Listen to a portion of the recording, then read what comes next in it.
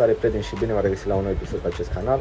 În episodul de astăzi am decis să punem jantele înapoi originale pe mașină OM. Am ales să fac asta pentru că probabil câțiva dintre voi care mă urmăriți știți că cumpărasem alt model de jante pentru ea.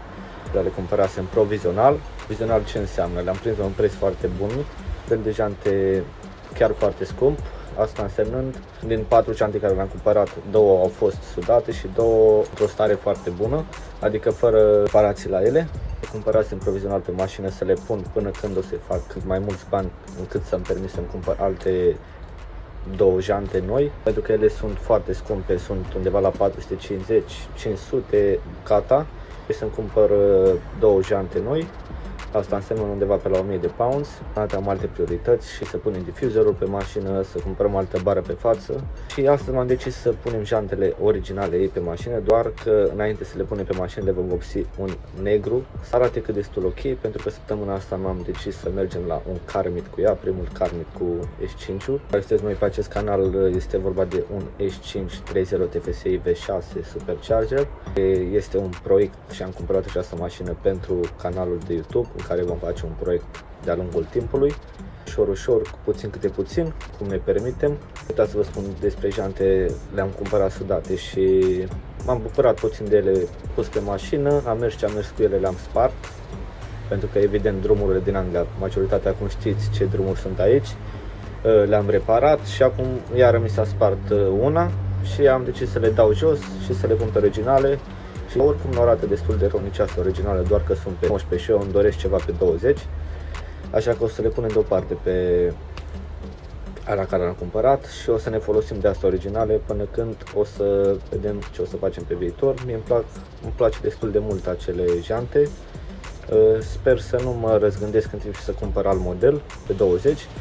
Așa că să vă arăt despre ce este vorba. Astea sunt jantele originale, le am în curte de lună-două, când am pus jantele care le cumpărasem pe mașină și deja m-am pregătit eu cu asta. Am dat 2 jante de pe mașină, asta și aia. Pe asta am șlefuit-o, am spălat-o și acum o să urmează să-i dăm o primă mână de primer, care o să-i dăm 2 mâini de satin. Să vă arăt și jantele care le cumpărasem pentru cei care nu știți. Astea sunt jantele care le-am dat jos pe mașină și o să le punem deoparte. Ele mi-au plăcut destul de mult, sunt foarte concave. Cam așa au mai rămas astea 2 pe spate. Astea 2 provizorii pe față, să le vopsim pe acelea și să le punem pe mașină. Așa că să-i dăm la asta care am pregătit-o, să-i dăm o mână de primer. La magazin am cumpărat tot ce trebuie. Și am uitat să iau cărțile magice, dacă știți, cele de Macau sau care dintre voi a jucat. Putea să le cumpăr, așa că am improvizionat eu ceva cartoane și o să trebuiască să protejăm, să punem pe marginea cauciucului, să nu vopsim și cauciucul. Cam așa am improvizionat eu, băieți. Urmează să-i dăm o primă mână de primer. Am cumpărat un primer negru, așa că să-i dăm o primă mână.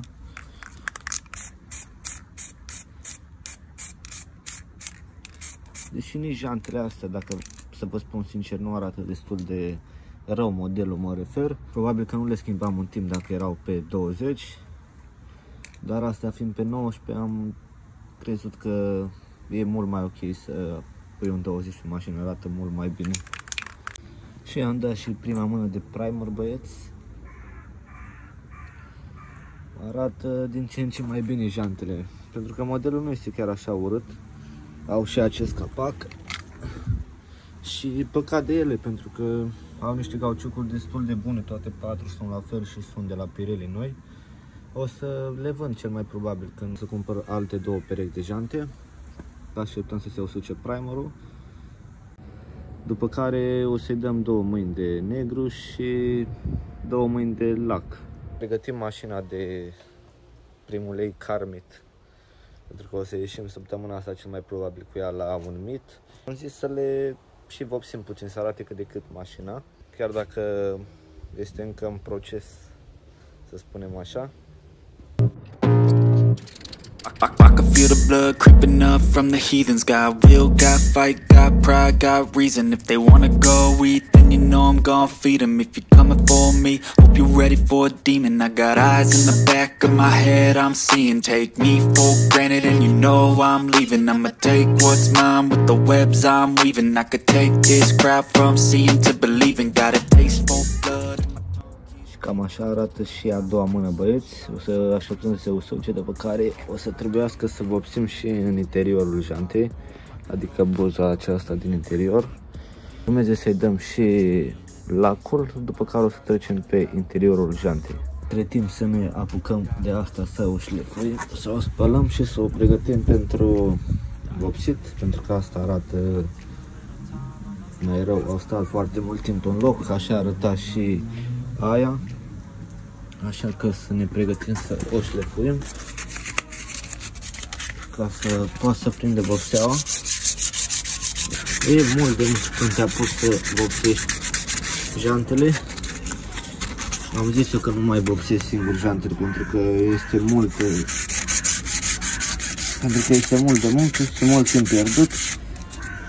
Însă n-am vrut să investesc niște bani în jantele astea pentru că oricum o să urmează să le vând după. Și am zis să le fac așa cât de cât să arate, ok? Să le pun pe mașină și să pot merge un timp cu ele. Mai bine s-a uscat asta, băieți, așa că o să trecem să îi dăm mâna de lac. O să-i dăm 2 mâini și acum o să se schimbe treaba pentru că o să-i dea luciul acela.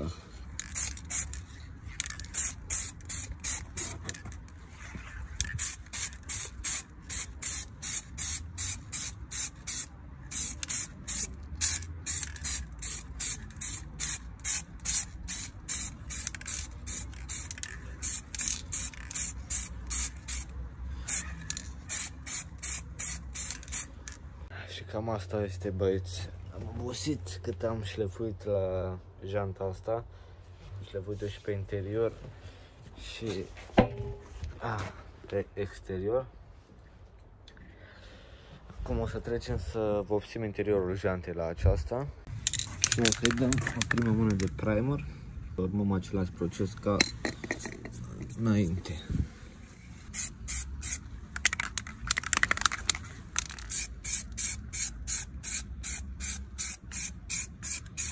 Dăm un primer așa mai mare.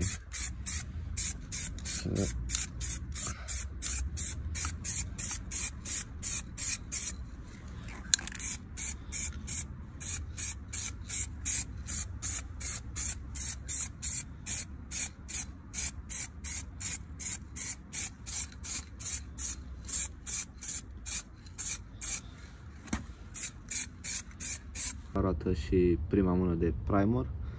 Acum să urmeze să îi dăm și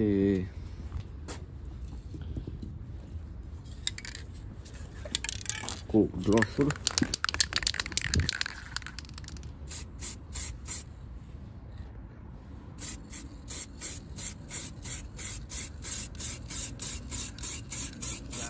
Got fight, got pride, got reason. If they wanna go eat, then you know I'm gon' feed 'em. If you're coming for me, hope you're ready for a demon. I got eyes in the back of my head, I'm seeing. Take me for granted and you know I'm leaving. I'ma take what's mine with the webs I'm... Și asta e a doua zi, băieți, pentru că seara n-am mai apucat să termin decât pe astea două. Destul de târziu și se întunecase, așa că astăzi o să montăm astea două pe mașină, o să le dăm pe celelalte două jos și așa arată. Lăsați și voi părerea voastră în comentarii cum a ieșit. Eu zic că a ieșit destul de ok pentru un începător, nu sunt un vopsitor sau cine știe ce. Pentru un începător care le-a făcut acasă arată destul de bine. Așa că să le luăm, să le punem pe mașină. Am dat și janta jos de pe mașină, băieți. V-am spus eu că mi-au ajuns și stickerele acestea despre care vă spuneam cu S5 pe etriere. Și acum urmează să punem janta pe mașină. Și cam așa arată, băieți, și după ce am pus janta pe mașină, arată mai bine pe negru acesta. Arată mai bine jantele când sunt negre și în contrast cu etrierii albaștri, culoarea mașinii. Dar bine, nu se compară cu jantele astea, părerea mea. Lăsați și voi părerea voastră în comentarii care credeți voi că sunt mai frumoase. Le au nevoie de niște distanțiere, cel mai probabil. Astea nu cereau așa neapărat distanțiere, dar o să urmeze să punem distanțiere pe ea. Asta e diferența, astea sunt pe 20 și alea sunt pe 19. Pe asta și acum urmează să o luăm pe asta înăuntru, să o pregătim și să punem janta cealaltă neagră pe partea cealaltă a mașinii. Așa că am pus-o și pe asta, băieți, pe partea asta. Acum urmează să o luăm și pe asta înăuntru și să ne apucăm de ele.